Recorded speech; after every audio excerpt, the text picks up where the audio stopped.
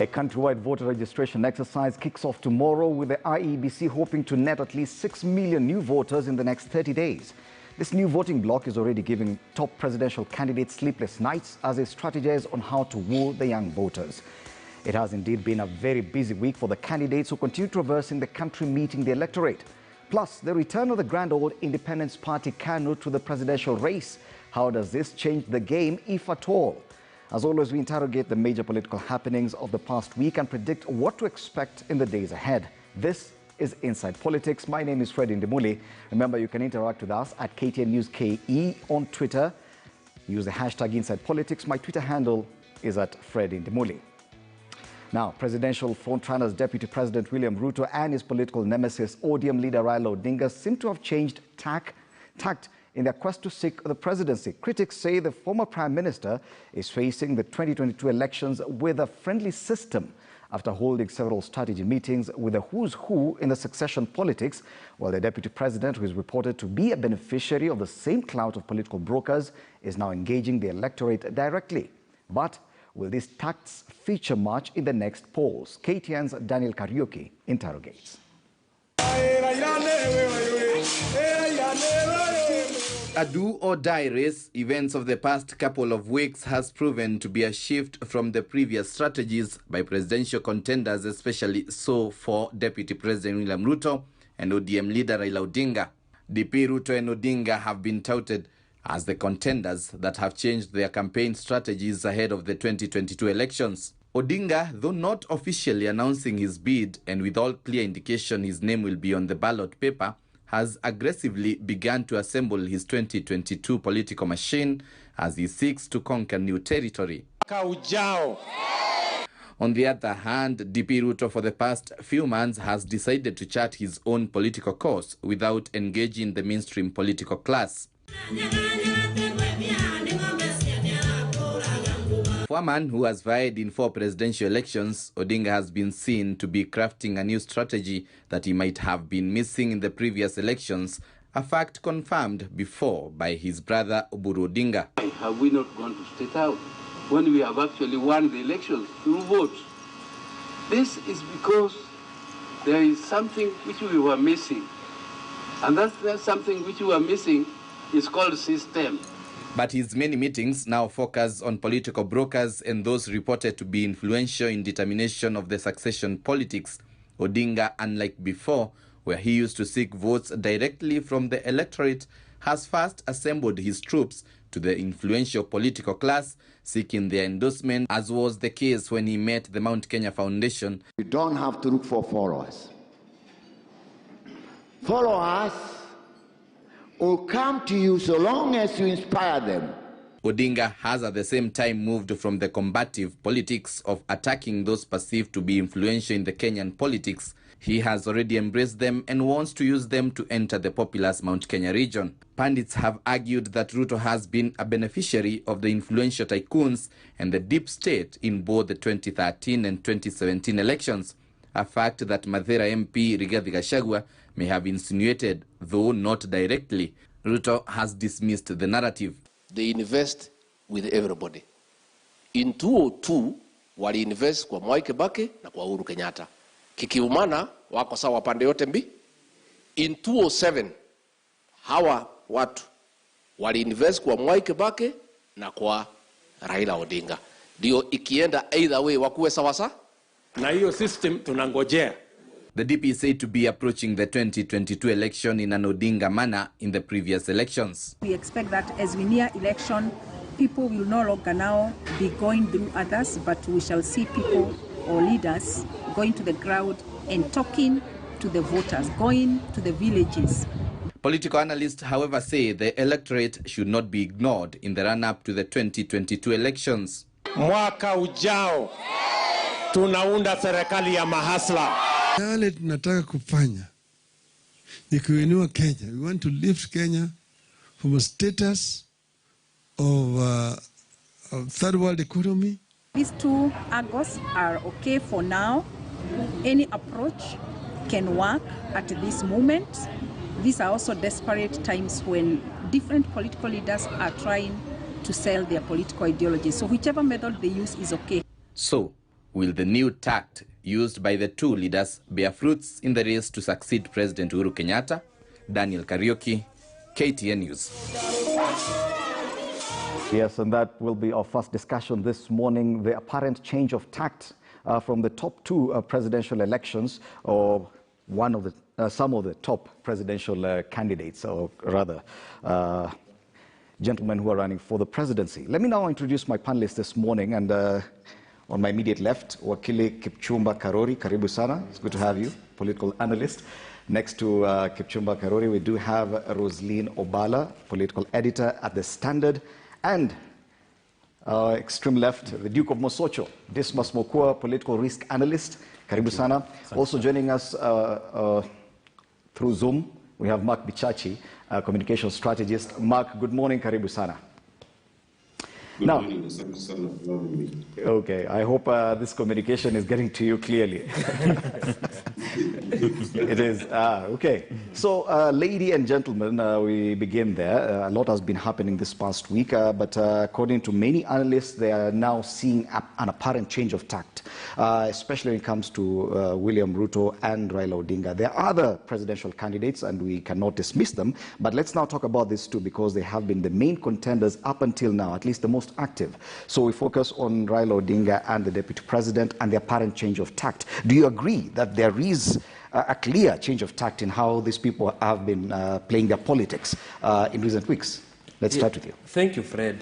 First of all, I think we need to give our viewers a caveat that it is not our design or doing to say that the two are the top candidates. It is them who have decided so. So we are not participating in their choices.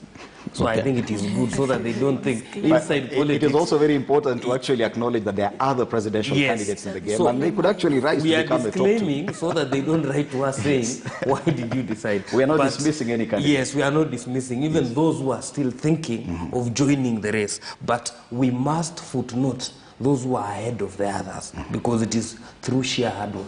It doesn't happen by fluke or accident. But back to your question, I will agree that they have changed tact. And it is expected because look at the election we are facing. We are facing a unique election where a deputy president is approaching elections as an outsider in government, and an opposition leader is approaching elections as an insider. The tact the two will use will have to be different. The other one is an opposition leader, but is approaching the election with some baggage of incumbency. While the other person is approaching elections from outside the same building. It is a bit slippery and dicey, but that is the situation. Going to what the two are supposed to do and what informs the strategy. Look at Raila Odinga, for example. He has to go soft because where he has always found himself, he's not there today. He has always approached the whole thing from outside. Just the same way the American politics is. Are we saying one of them is trying to play the underdog here? Yeah, it will seem from what we call the state machinery, how the state machinery has been mobilized. Look at how what we are doing. Previously, Mount Kenya Foundation, when it goes for political duels, it doesn't come out successful. It organized itself against Mwangi wa Iria. We saw the results. It did the same. You know, in 2013, there was a division. That's why you couldn't hear about Mount Kenya Foundation.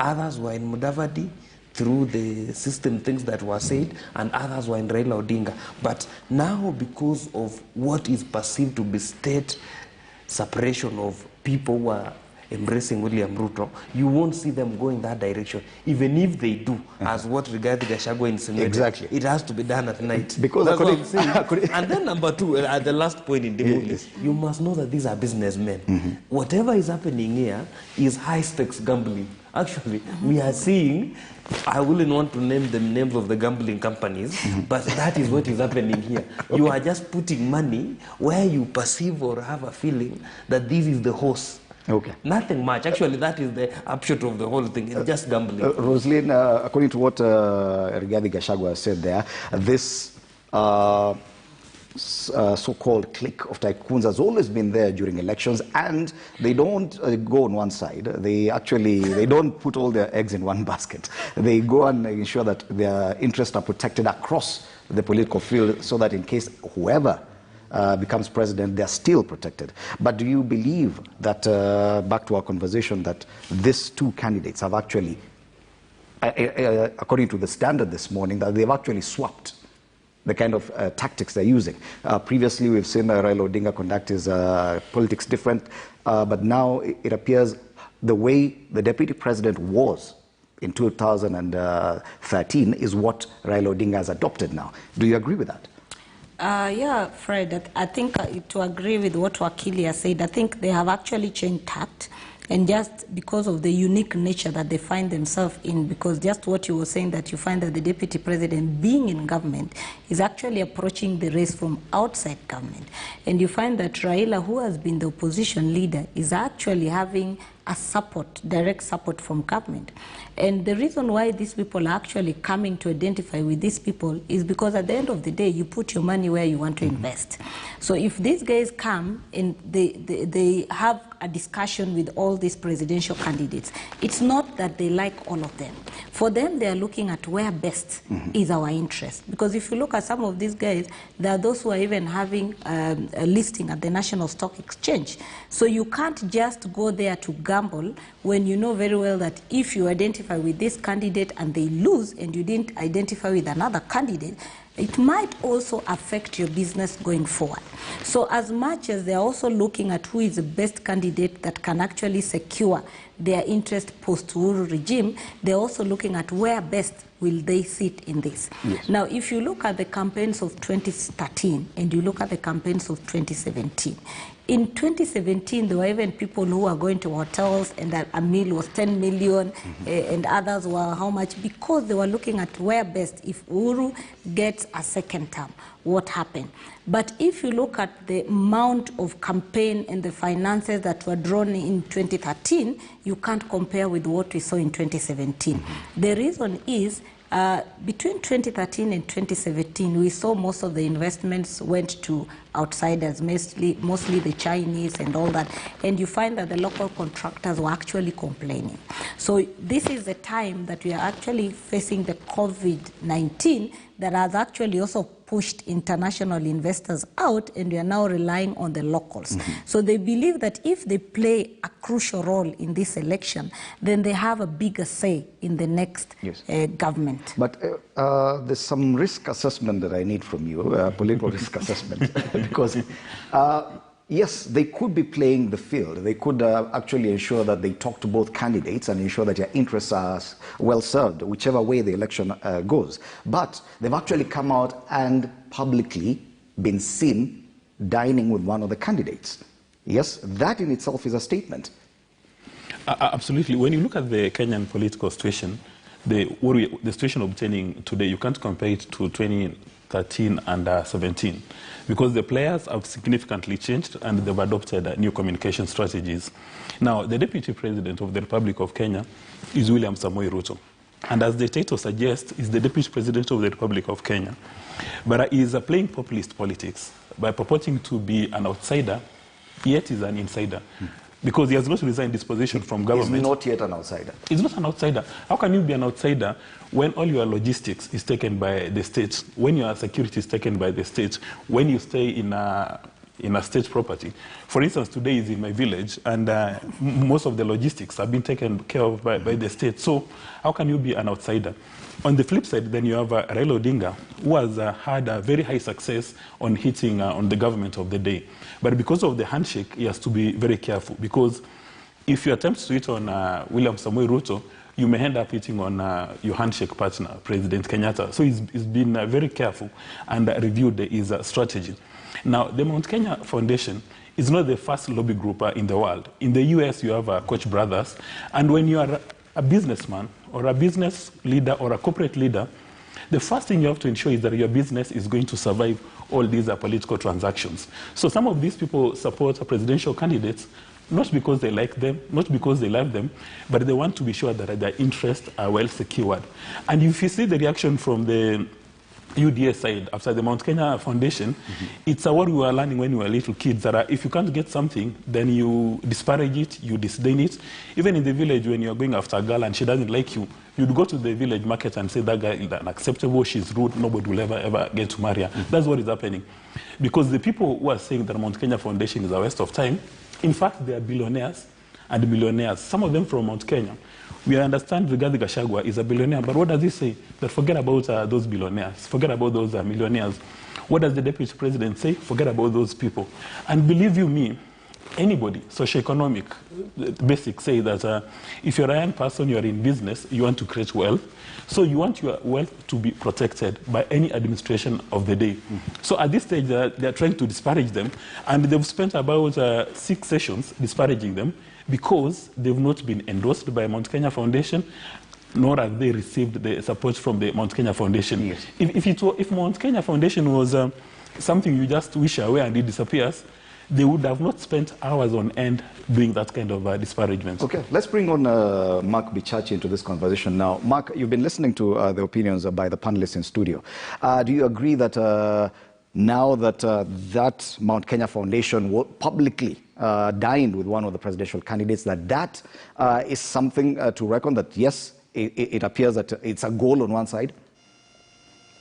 Well, you know, if this whole thing had happened under the cover of darkness, and the Mount Kenya Foundation had visited Raila Odinga somewhere in his backyard in secret, we would have said that they are gambling. They do not want to associate themselves with his brand. Now, the fact that they came out public and clearly showed support for Raila Odinga, right after Raila going through various Mount Kenya counties, the message then is very clear. This is not a gamble. These are people who decided to hitch their wagon, and the reason why they are not gambling and have specifically chosen to hitch their wagon to Raila Odinga is simply because of economics. They are voting with their feet in as far as the economic models being proposed, left, right, and center, are concerned. And any business person who is told that the elite will be ignored in the next government, should UDA make it, that big business will be ignored, then I think UDA Tangatanga made their bed, and it is best that they lie in it instead of pretending that the person who has now married your competition is suddenly not a very beautiful bride, and you didn't want her anyway. That is what they're doing, as Dismas has quite eloquently put it. Thank you, Mark. The other issue that we need to correct here is that there is no system that is against supporters of the deputy president. Kipchumba is a big supporter of the deputy president. I've not seen him being arrested, not the vice in Barack Muluka or even Professor Kisiangani. And the reason they've not been arrested is Kipchumba, I know where he gets his money and where he buys his suits. But the other people who are arrested, we don't know where they get their money. Okay, Mark, let's allow Kipchumba to respond to that. Even as you respond, clearly the deputy president's allies are very uncomfortable with the kind of association that the Mount Kenya Foundation is having with Raila Odinga. Clearly, they've come out and they've spent quite a number of, they've used quite a number of platforms just to disparage that kind of alliance. I think, Fred, what the deputy president and his allies are uncomfortable with is not the Mount Kenya Association. But look at the utterances that came from that foundation. Did you hear what Mungai somebody said in that kind of a meeting? Those are the things some of us are not comfortable with. I am not a politician, but as a Kenyan, I'm not comfortable with things that plant the seeds of hatred. If at all the foundation would have come out in support of the deputy president, would you be uncomfortable with No. And actually, what I understand from the foundation, whereas they have a right to endorse Raila Odinga, but after the meeting with Raila Odinga, I saw a news something saying that they were meeting Amani or Oka. Yes. So that's why I don't understand whether they are trying to get some power and vet the presidential candidate. If they were to invite the deputy president for such a breakfast meeting. My advice, if I were to sit in that table, would be don't attend. Because why not? For a simple reason, Fred. When you read our constitution, The first line talks about we the people. The power to choose leaders belong to people at the grassroots. What the Duke calls the Mora, Wanjiku, and Aliaka somewhere. When now do we now change that kind of constitutional hierarchy and give it to Mount Kenya Foundation? The other question is, no, they are Kenyans, but the other question is this. When will we meet, for example, Korea Foundation? Or because they are not billionaires in Korea, I believe there must be Korea, but that's what I'm saying. Billionaires in Korea as well. Why we need to keep this discussion at a level whereby we look at what I call the democratic underpinnings of us as a Republican nation is, Fred, so that we do not cede power to non-state actors who then determine where the country goes. It is their right as business people to come and put their bet behind Raila Odinga. SK Mashari has done so. Nothing has happened to him. There are many other people. And it is their democratic right.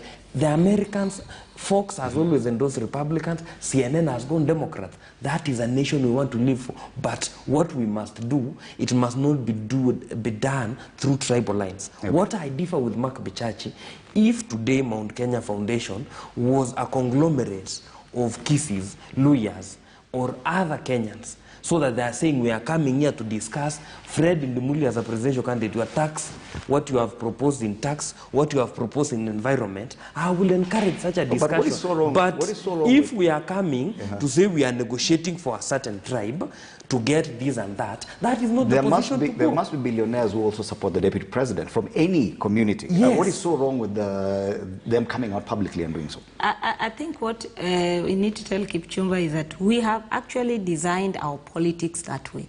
Because even the deputy president has been meeting regional leaders, the regional blocs, and presenting their memorandums to him.